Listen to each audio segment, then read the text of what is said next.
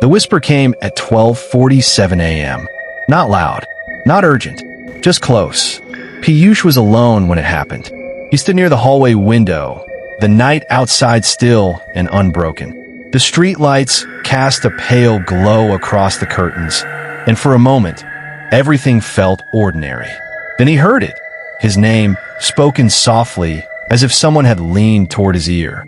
Piyush. He turned instantly. No one stood behind him. The corridor remained empty. The clock in the living room ticked once, steady and indifferent. He checked his phone screen. No notifications. No audio playing. Nothing to explain the voice. He swallowed. At 13, he was used to convincing himself that fear was imagination. But this did not feel imagined. The tone had been familiar. Calm. Almost inviting. He stepped forward, scanning the shadows along the wall. The air felt cooler near the staircase. He paused there, listening again. Silence answered him. But silence can speak in its own way. At 12:49 a.m., something shifted. Not a crash, not a bang, just a faint scrape of wood against tile, coming from somewhere deeper inside the house. A sound too deliberate to be random. Piyush told himself it was the house settling. Old homes made noises. That was reasonable. That was safe.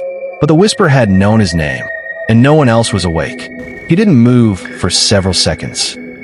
He simply stood there, caught between stepping back into his room and walking toward whatever had just called him. Curiosity pulled harder than caution. It always had. If you want to see how far curiosity can go, subscribe now. Because what happens next doesn't wait for the unprepared.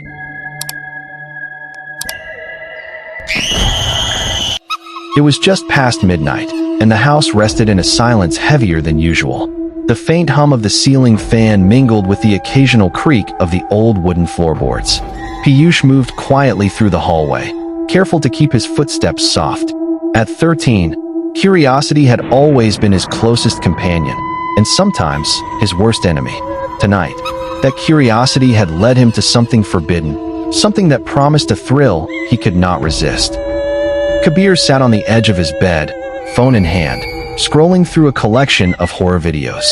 At 17, he had learned to balance caution with courage, never one to rush blindly into danger. He glanced at the dimly lit clock, 12:15 a.m.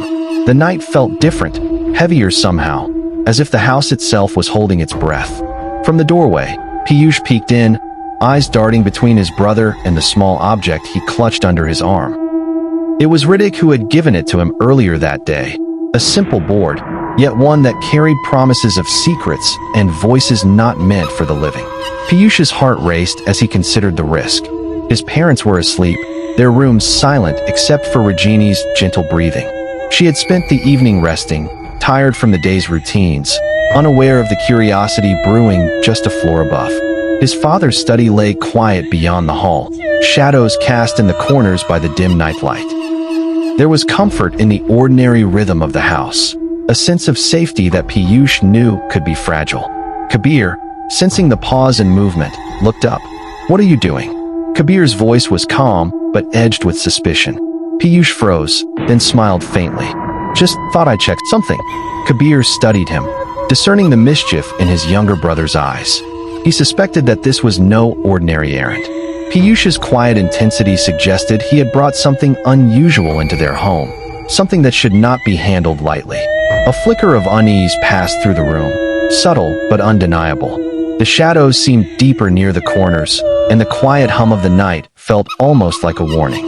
"Whatever it is, be careful," Kabir said, lowering his phone. "Some things aren't just games. Some things," his words trailed off, leaving an unspoken weight in the air. Piyush nodded, though excitement shimmered beneath his nervousness. He could feel it, an energy that wasn't his own, brushing against the edges of the ordinary, hinting at something waiting. The night stretched ahead, still and patient, as the first choices that would shape the hours to come began to settle into place. If you value your own safety, subscribe now. Because watching alone could be riskier than you think.